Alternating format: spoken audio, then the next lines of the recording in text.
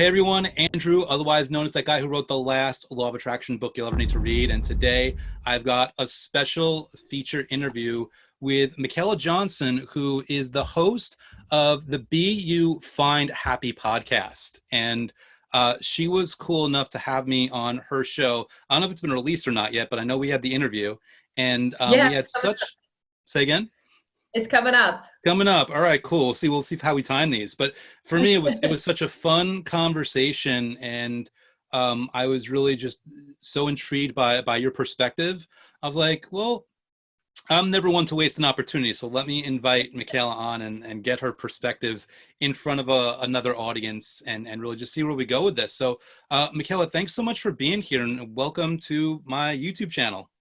Well, thanks for having me. I'm really excited to talk all things law of attraction and see where it goes.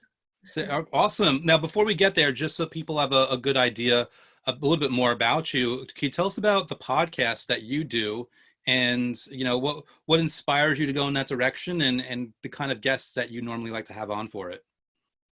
Sure. Well, it's called Be You Find Happy, as you said, and people always think that it's the letter B and the letter U, but it's actually BEYOU, meaning, when you can be yourself, you can find happy. But one of the things that we really focus on in that podcast is how to live a courageous life of authenticity, how to speak your truth with grace, and the idea that happiness is a constant reset. So there is always something or someone that is trying to steal your happy factor. And it really comes down to a level of resiliency and grit, and kind of what you tap into when difficult things come up, because difficult things are definitely going to come up. And so the types of guests that I have on really range from everything in the metaphysical world, meditation, law of attraction guests, just everything, all things metaphysical, to very more tangible oriented kind of people that are what would be considered a little less woo-woo. So, we really have a nice variety of people that share insights. And honestly, I've learned more from my guests than I ever expected. When I was encouraged to start a podcast, I was kind of like, yeah, no. But I do have a journalism degree, journalism communications undergraduate degree, and a master's degree in psychology. And I'm a licensed psychotherapist and published author and journalist. So it was kind of a seamless transition from that world to have kind of more of an audio element. And it has been incredible. This podcast is in the top 100 on iTunes for self-care. It's currently up for the People's Choice Podcast Awards. So it's taken wings that I never would have expected. And I think this is to the point of the podcast, which is it's not any one thing, but every one thing that gets you to where you're going in life. And I think people get really hung up on not even trying for fear of failure. And really the only failure is not trying, not taking that risk. I actually saw somebody was criticizing someone for having a bunch of failed businesses. And I thought the sign of a great entrepreneur is somebody who takes the risks knowing that there could be a chance for failure. And the sign of a good business person is knowing when to cut bait and run. So oftentimes the most successful people have many unsuccessful ventures. That's part of it. Yes. So it's interesting. I'm hearing you break down your answer and go into different details, and I'll be paraphrasing you. But part of the theme of what you were just talking about, there's a need for resiliency. And I think that's kind of like why we got along so well. And I'm sure some things we explain in the same way and some things we'll explain differently, but I kind of see a necessary resiliency in how you approach life through the law of attraction, in the sense that, things that may be unpredictable or undesirable might find their way into your focus.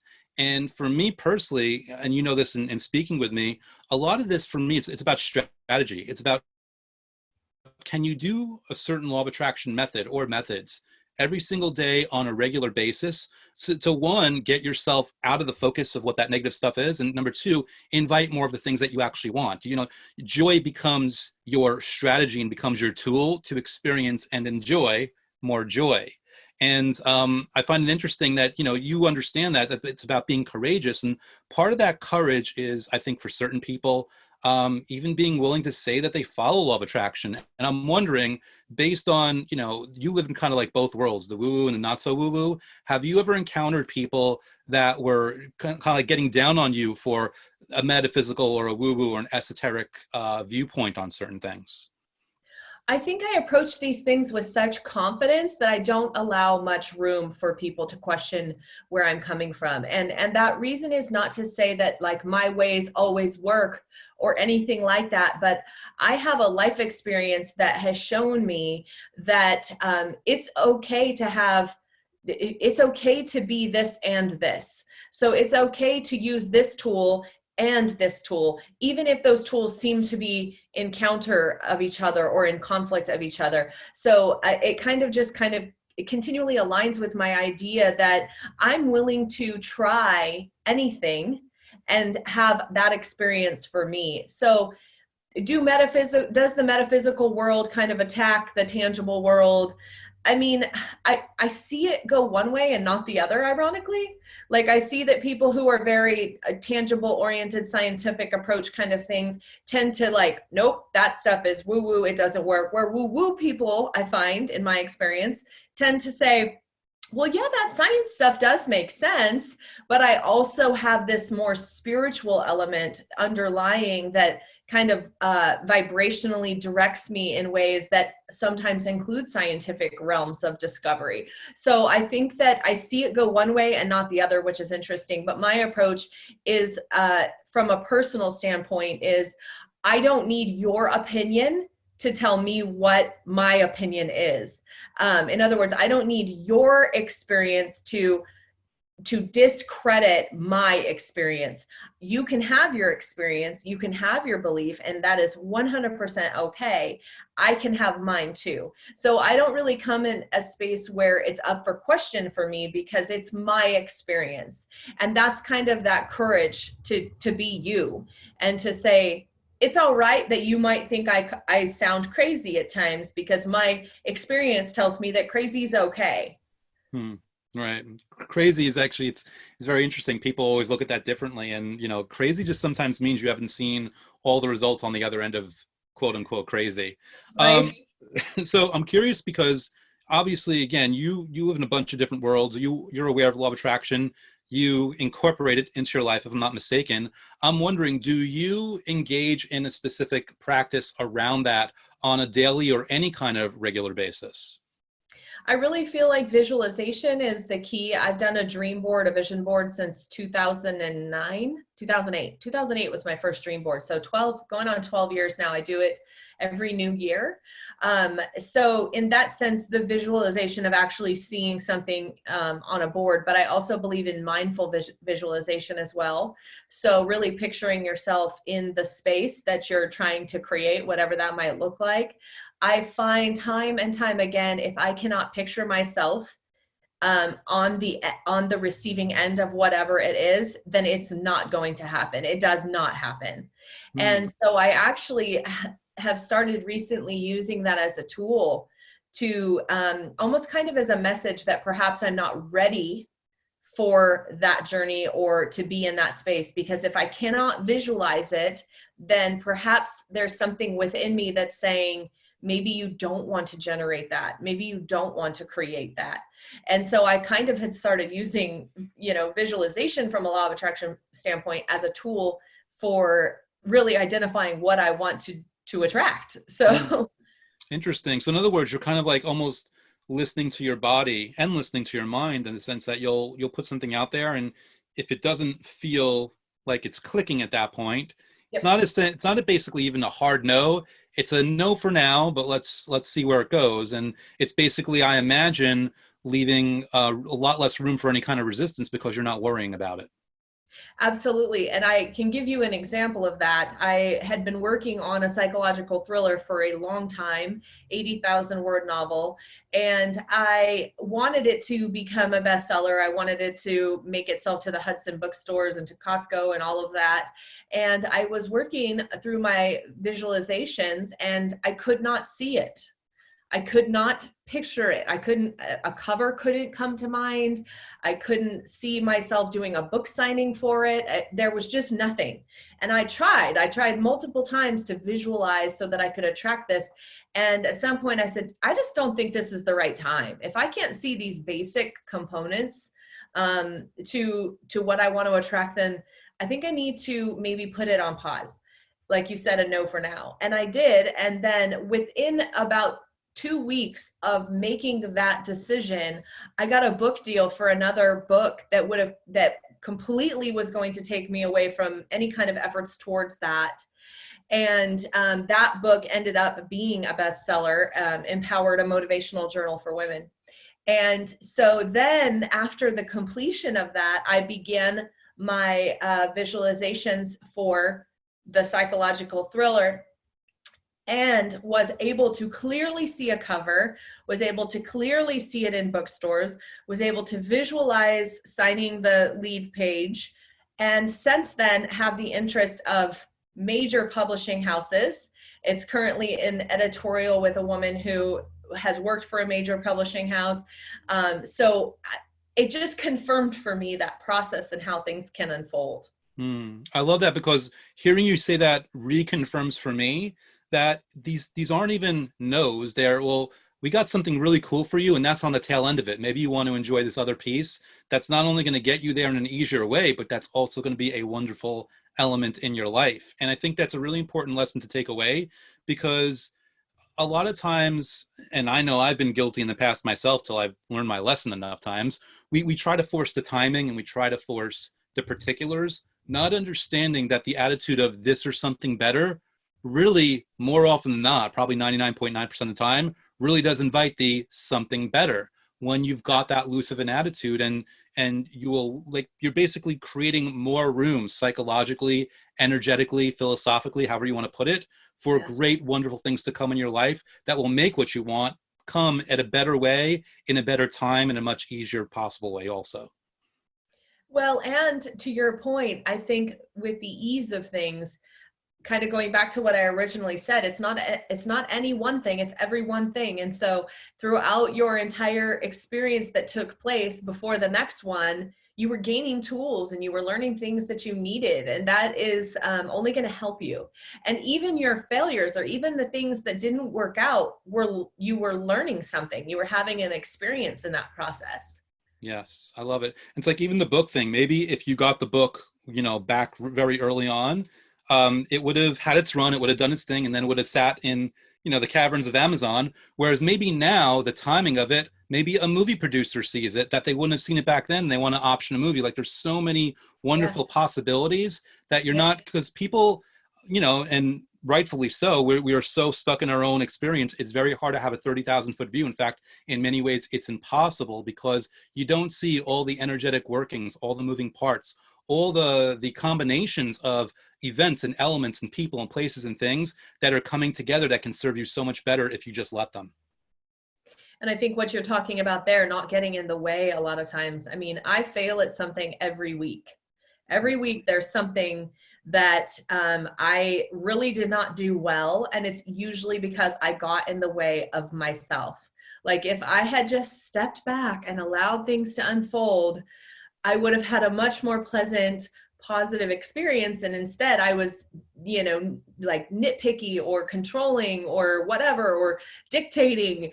And then I end up seeing in hindsight how much grief that cost me by not just allowing. And there's, again, learning experience in it. So it's not a bad thing. I mean, I've definitely had these wonderful opportunities where I realized that. But it is challenging. I don't think that it's easy to always let go and allow and trust. I think those things are like some of the most challenging elements to really, work on and focus on and have. I know for me they are. Yeah. And I'm really glad you brought that up, because I think sometimes even what you're saying, I imagine 5 minutes ago, certain people were listening to you speak and they're like, well, it's easy for her to say. And you're like, no, it's not so much easy. It's just a thing where if you work on it, it gets hopefully easier. But also, even in those moments that it isn't perfect, it's just something you want to lean into. And I mean, I've personally struggled that with myself in the past. and I still have it every so often, but for the most part, at least for now, we never know, we're always evolving. For now, I'm kind of over it, but there was a point where it was the most difficult thing in the world to let it go, even though I already had the recognition and the life experience affirming that when you sit back and relax, things come way more easily. And even with my book, it's so funny because the book launched close to a year ago now. I mean, I'm not sure when this will come out in October 2020. And the book was released November 2019. And I remember when I was first looking at the reviews coming in, they were always positive, but I just wanted more. I wanted to get I wanted 50 reviews and 100 reviews and all this. And I kind of let go about around 500 ratings when they came in. I wasn't watching it every day because I was just trying to, and as soon as that happened, it went way faster. Pardon me, so fast I'm choking on my own words there. Like now it's past 700, but the time that it took was so much faster than what was like a slow grind earlier on in the year. And it's just all these different examples are always coming as a reaffirmation of when you relax, those things that you really wanted are going to come a lot easier for you. Yeah, 100%. And I do think that you're kind of touching on something else, which is that we've really become a society that is addicted to the opinion and belief of others. And that's kind of where that whole be you find happy thing comes in, because it is hard, especially with social media, likes and comments and follows and unfollows and all of that kind of stuff. It's really affecting our addictive brain, and we seek out more of it, where if we really led with things that we want to do for ourselves because we feel they're our inner truth, we can let go of a lot of that. And I have actually started switching gears quite substantially on my social media, and have even taken long breaks and then gone back on, and long breaks and gone back on, to ground myself through the process. But I was being called to do something different. And at first I fought it very hard, knowing that it was going to create a lot of turmoil for me emotionally, because people were used to seeing something, but I really didn't feel like I was living my inner truth. My Instagram was very curated and very beautiful, in the sense of like everything looking good together and this and that. But I have been feeling lately, with a lot of things that are happening, that here I have this incredible journalistic self that is not being expressed at all. And it was just not jiving well with me. And so when I finally kind of let go and just started sharing in that way, it was crazy, the freedom that I felt to really be me. I mean, because at first it was like, oh, this person's unfollowed me, that person's unfollowed me, and I used to have a 36% engagement rate, and now I have a whatever, but then I was like, that doesn't matter, because you know that you're doing what you're supposed to be doing, what feels right to you in the moment. It may not be right forever, but it's right for now. And that is more important than what other people think of you. Because a lot of times the people that you're touching in your life aren't the ones that you're hearing from. The people that you hear from the most are the ones who are triggered the most by your change, or what you have to say. But all the ones that are really taking it to heart often don't say anything. This is true if you just look on Yelp. Mostly people go and Yelp about something when they're not happy with it. Not when they're super happy with it. Occasionally you see that too. But there's a whole lot of people that eat at restaurants that enjoyed it very much and are very grateful that that restaurant is there and really like the staff and the service, and they just don't say anything. And those are the people that we need to be there for. And it also, it's really interesting because it becomes a balance. Because even on the, getting with the book, for me, luckily, like it wasn't even about, people liking me. It was like, am I serving people? Like this whole thing, like I really want to serve people. And for me, it wasn't even like, it was about the numbers. Cause like, I know if I hit 500, that's a great confirmation that I'm serving people. But kind of to speak to what you were saying, like, well, no, like the right people, I'm serving way more that aren't even bothering to leave like a review. So like you said, like you let go, you don't worry about that part. But also it is one of those tricky things where like you could almost backdoor or trick yourself into worrying about something when that's not even a thing that you're worrying about. And it becomes like just a million different things. But it comes back to what you were saying is, don't even worry about that. Just, live your life authentically. And a lot of the other stuff sort of takes care of itself. Yes, exactly. And it is tough. I mean, because we are social beings that, if back in the day when we were early humans, if you didn't fit into your social structure and your social community, then you died. Like, you You're didn't kicked out of the tribe. You got have to fight the saber-tooth tiger on your own. You got to hunt the saber-tooth tiger on your own. Yep.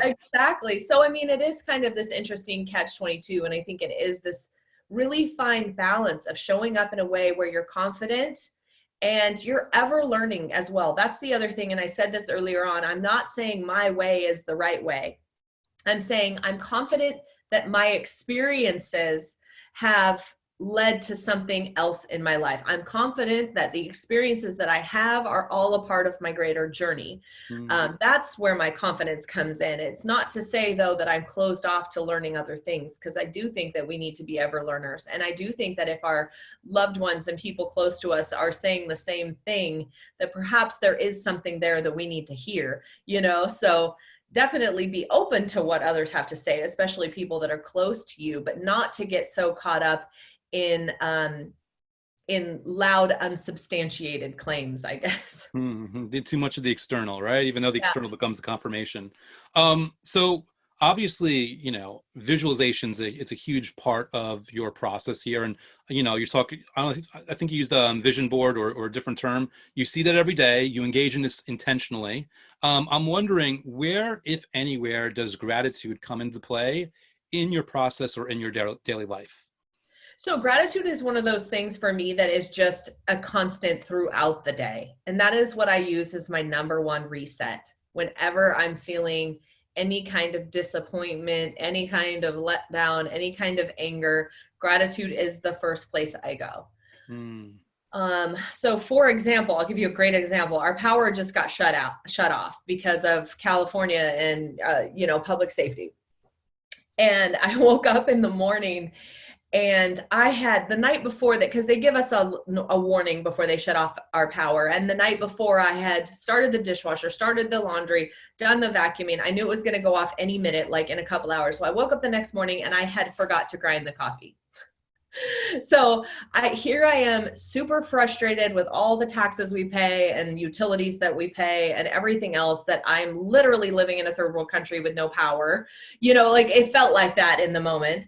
But then I really thought about that and I was like, I'm not living in a third world country. I live in America, where I am able to afford coffee beans, where I am able to enjoy my coffee in the morning.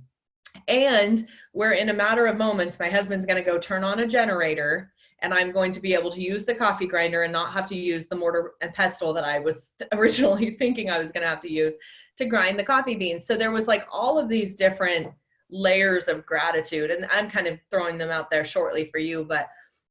And then when I had that realization and that acceptance, it made the irritation of not having the power and not having the coffee grinds and all that ready, it made it feel so minor and insignificant. Mm. So gratitude is one of those things that I tap into almost instantly. Nice. And I imagine the instantaneousness of it is through practice. The fact that you do it so often, or you have it done so often, that's where it became a normal, habitual part of your life, where it isn't even something that you have to sit down and engage in the process. It just comes to you way more automatically. Yeah, absolutely. And I think too, in working with clients as a psychotherapist, it's a constant thing that kind of makes the circular reasoning, where I'll say, well, what did you learn from that? Or what did you get from that? Or what are you grateful for in that?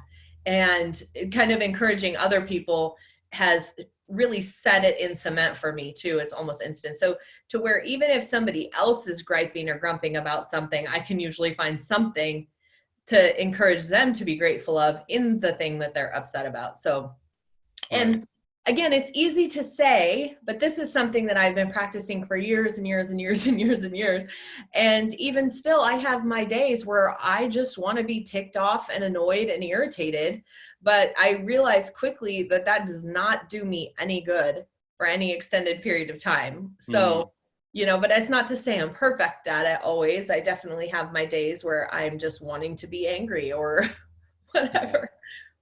Now, so this is a potential rabbit hole I wasn't expecting to even go down, but just because you brought it up, I mean, you are a psychotherapist. I'm wondering, do you ever strategically use triggers in any way, shape, or form to get people to either feel gratitude or focus on the positive in any way, shape, or form?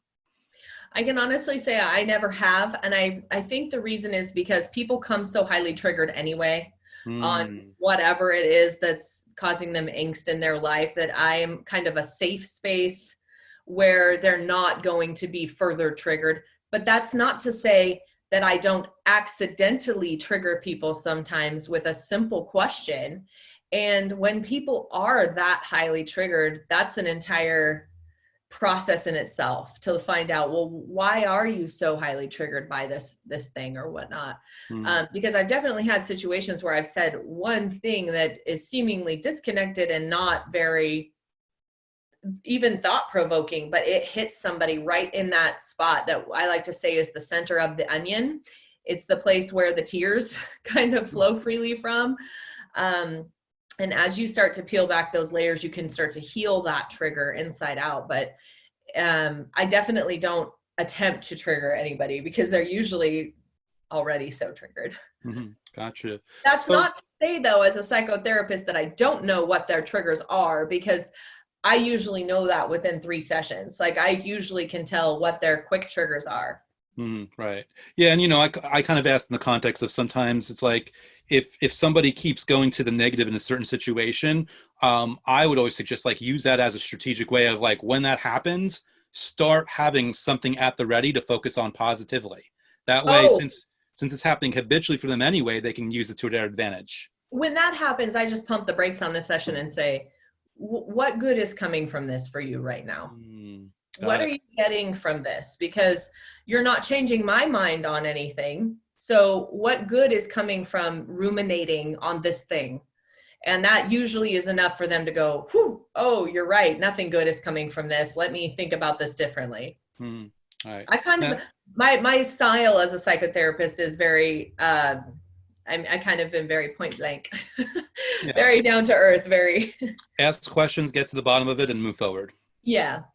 Beautiful. Cool. Now, you said on a number of occasions here, like, listen, I do this, but it's easier said than done. Like, there's practice. I'm curious, based on your own life experience, going down this road and working on yourself in this way, for people that are starting or trying to start to get themselves in a habit of looking on the bright side, of feeling gratitude or whatever it might be, is there any advice that you would share with somebody, like just knowing that they're starting out to help them along the way?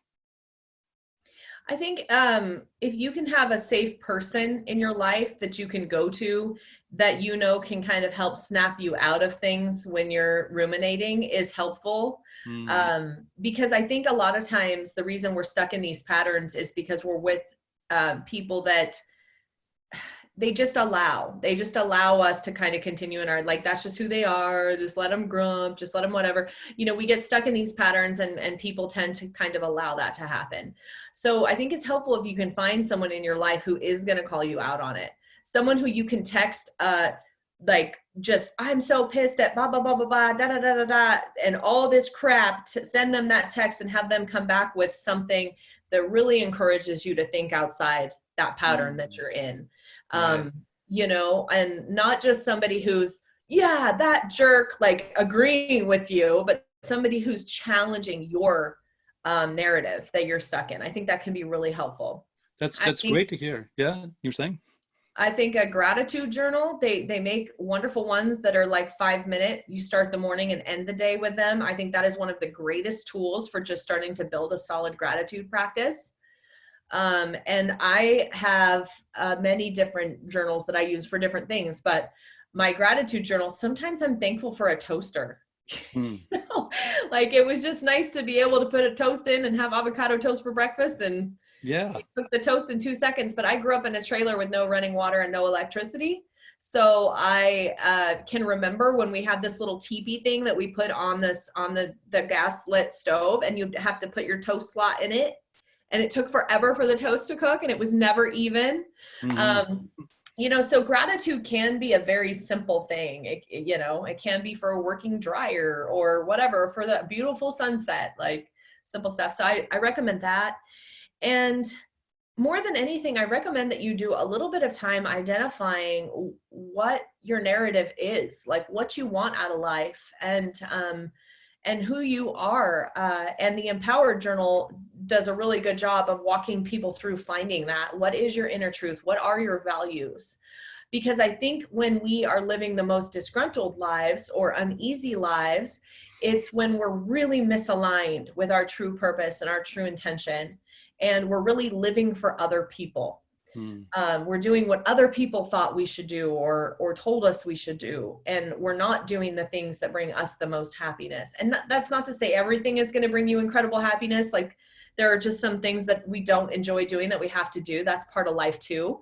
But I think that if you have a balance of things that you're choosing for you, then you're more likely to be positive oriented when you're doing something that's not bringing you happiness.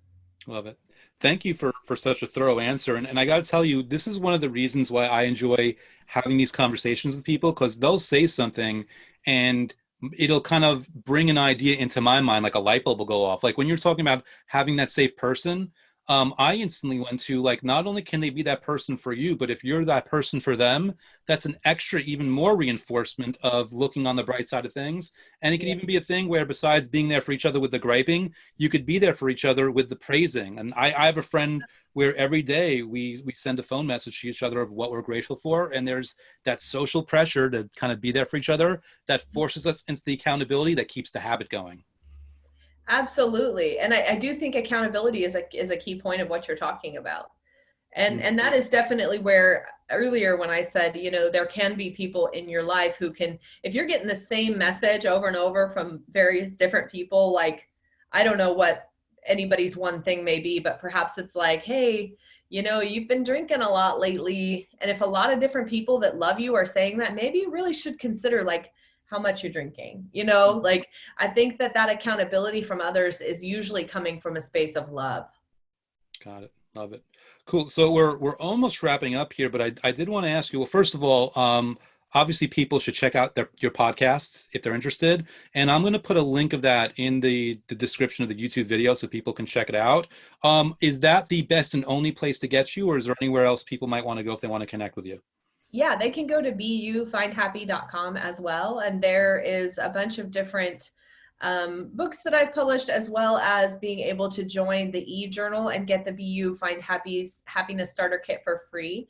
And the e-journal is something where I share personal experiences and then ways that I have moved through them, and then give people a journal prompt for their own self-discovery. Awesome. Last go away question here, you know, from a law of attraction or mindset or just positivity standpoint, if you could go back in the past 5, 10, 20 years, however much you want, and give the best, highest impact, highest value advice to a previous version of yourself, what would you tell her? Well, it's funny you asked that, because I just got asked to do an anthology, and so I'm in a book with a bunch of women, and the question is what I would tell my younger self. And so the answer to that most prominently for me right now is what I've said all along, that it's not any one thing, it's every one thing that defines you. So embrace opportunity and relish in the failure, enjoy the successes, and know that it's all a part of the flow. It's all a part of the journey. It's all a part of the process. And don't get so hung up on the things that didn't work out, because they're just leading you to your greatest heights. They're the foundation to building your tower. So Nice. And not to put words in your mouth, I'll say this specifically from my perspective. There's also a momentum there when you're not holding on so tightly, and the failures become less abrasive and the successes become more easily, you know, a part of your experience, and things just get better and better, and they snowball in a bigger direction. And then before you know it, again, you're that person that can easily write more than just one book. So you don't have to worry about one. And you're that person that's helping people and connecting and has an amazing, successful podcast or whatever it might be. There's a momentum to all of this that gets so much easier and so much better when you're not so focused on the negative and just allow yourself to lean more towards that positive. 100%. Awesome. Well, Michaela, thank you so much for hopping on, for sharing your insight and your wisdom. I'm hoping a lot of people will take to heart a lot of the things that you said, and I'm sure people are going to get a lot out of this. Well, thanks for having me. It was a great dialogue. I love talking these things. So